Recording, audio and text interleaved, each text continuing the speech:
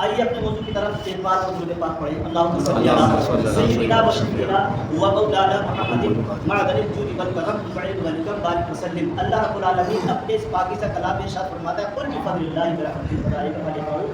اللہ فرماتا ہے اے محبوب قل فرما دو اللہ کے فضل اور اس کی رحمت پر خوشی مناؤ. اے محبوب فرما دو ان سے میرے اپنے امتیوں سے میرے بندوں سے قل بفضل اللہ کے فضل اور اس کی رحمت پر خوب خوب خوب خوب خوشی مناؤ.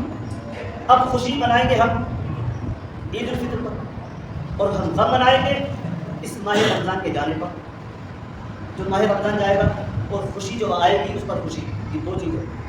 اب رمضان کے جانے پر جو غم ہے اس کو سنیے کہ اس کے جانے پر کتنا اللہ رب العالمین نے غم کیا, غم کا حکم دیا. حدیث حضرت سیدنا جابر رضی اللہ تعالیٰ عنہ سے مروی فرماتے کہ پیارے مصطفیٰ صلی اللہ تعالیٰ علیہ وسلم نے ارشاد فرماتے کہ زمین آسمان ملائکہ کون فرماتے ہیں نبی کہ زمین آسمان یہ ملائکہ مقربین سب میری امت کی مصیبت کو یاد کر کے روتے. صحابہ نے عرض کیا یا رسول اللہ کون سی مصیبت کہ جس سے ملائکہ زمین مقربین کب روتے ہو؟ تو اللہ کے محبوب صلی اللہ تعالیٰ علیہ وسلم نے ارشاد فرمایا کہ اس لیے روتے ہیں کہ جو ماہ رمضان جو رخصت ہوتا ہے اس کے رخصت ہونے پر, اس کے جانے پر, ماہ رمضان کے جانے پر رخصت ہونے پر اس کے رخصت ہونے پر یہ غم مناتے ہیں, یہ روتے. اب مختصر یہ کہ جو زمین آسمان ملائکہ مقربین اس ماہ رمضان کے جانے پر یہ لوگ اتنا غم منائیں تو ہم تو اشرف المخلوقات ہیں, ہم سب سے افضل و اعلیٰ مخلوق ہیں 18,000 میں. تو ہمیں یہ درس ملتا ہے نبی کی حدیث سے کہ ہمیں اس مخلوق کو اس ماہ رمضان کے جانے پر رخصت ہونے پر ہمیں غم منانا چاہیے. کیوں؟ اس لیے کہ جو اللہ نے ہمیں نعمتیں دی تھی, جو اللہ نے ہمارے لیے کیا تھا اس رمضان میں کہ رمضان آتے ہی جنت کے دروازوں کو کھولا تھا اور جہنم کے دروازوں کو بند کیا تھا, شیطان کو قید کیا تھا. وہ چاند سورج وہی چاند دیکھتے ہی عید الفطر کا یہ سب جہنم کے دروازے کھل جائیں گے اور شیطان کو بھی چھوڑ دیا جائے گا. اس لیے ملائکہ مقربین اس امت کی مصیبت کو یاد کرتے روتے ہیں. جو اللہ نے ہمیں اجر دیا تھا, جو ثواب دیا تھا کہ فرض کا ثواب نفل کا ثواب فرض کے برابر اور فرض کا ثواب 70 گنا درجے اس ماہ رمضان میں اللہ رب العالمین نے اس امت کے لیے دیا تھا, وہ کب ہو جائے گا. اس لیے روتے ہیں. تو ہمیں بھی اس ماہ رمضان کے رخصت ہونے پر ہمیں بھی اپنی آنکھ سے آنسو جاری کرنے چاہیے. اگر آنکھ سے جاری نہ بھی ہو تو ہمیں اپنے چہرے کو اس طرح میں کرنا چاہیے کہ واقعی کہ ہمیں ماہ رمضان کے جانے کا غم اور افسوس. بے شک کیونکہ زمین آسمان ملائکہ مقربین سب اس پیارے نبی کی ہمدردی میں رو رہے ہیں کہ جو اللہ نے اجر دیا.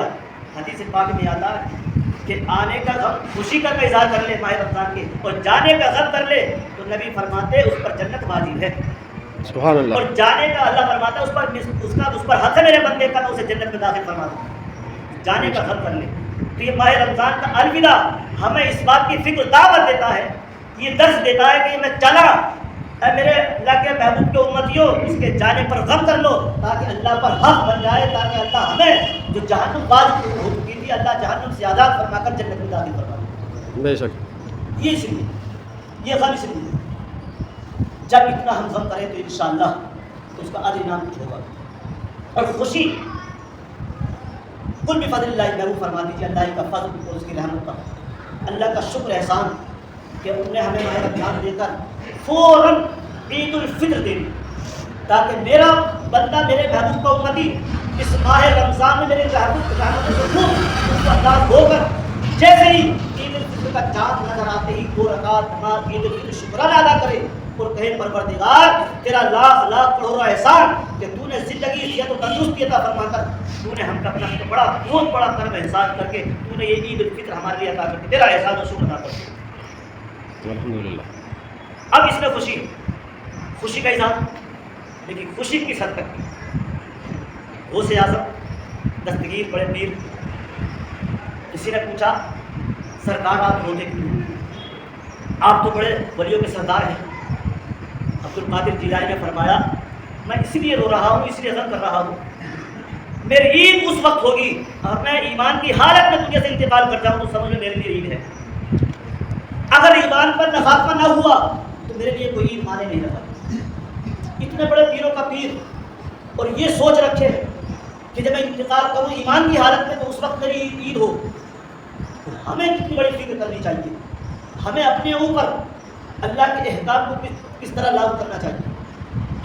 فاروق اعظم رضی اللہ تعالیٰ خلیفہ مجد بادشاہ وقت, عید کے دن کچھ لوگوں نے سوچا عید ہے کیوں نہ فاروق اعظم کو خلیفہ مجد کو بادشاہ وقت کے گھر پر جا کر عید کی مبارکباد پیش کریں, خوشی کا اظہار کریں.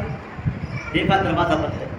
فاروق اعظم کا بہت بڑے بادشاہ, یہ وہ بادشاہ کہ جو شیطان کی پناہ مانگا, شیطان راستہ اختیار الگ کر لیتا. اگر فاروق اعظم کا نام لیا جائے نہ فاروق اعظم دیکھتے, جس سے شیطان پناہ مانگتا ہو تو اس کی حیبت کا کیا ہوگا. نبی فرماتے ہیں کہ فاروق وہ ہے جس کی زبان پر حق بولتا ہو. حق سبحان اللہ.